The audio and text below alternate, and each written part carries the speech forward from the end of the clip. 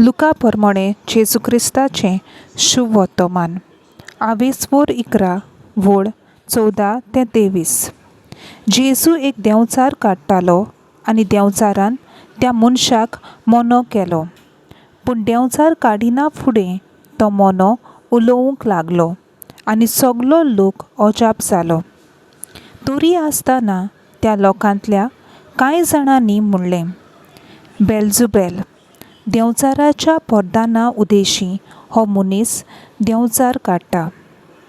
हेर कोण कोण ताची परिक्षा करूंक स्वर्गावेली एक कुणा ताचे कडेन मागतालीं.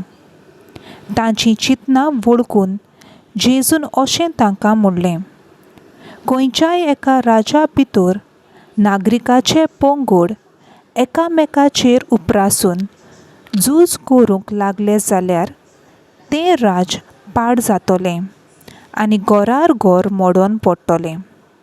म्हणटूच सैतानाच्या राजांतूय एकामेकाचेर झुजतले पंगड आसात तर तांचें राज कशें म्हूण उबें धरतलें?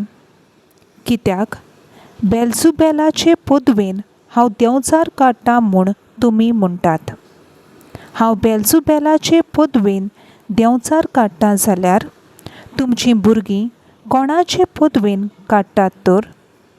म्हणटूच तींच तुमची नीत करतलीं. पूण हांव देवाचे पदवेन देंवचार काडटां जाल्यार देवाचें राज तुमचे तांय कोरेंच पावलें. अशें जालें.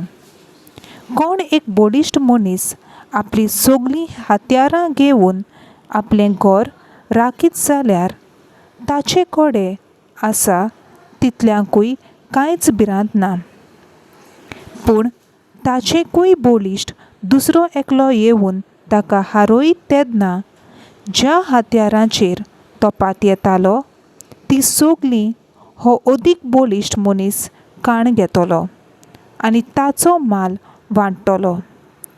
म्हज्या बागानांत तीं म्हजेर आड आसात आनी म्हजे बाराबर पुंजायनात तीं शिंपडायतात. देवाचें उतर हें. देवाचो व्हड उपकार.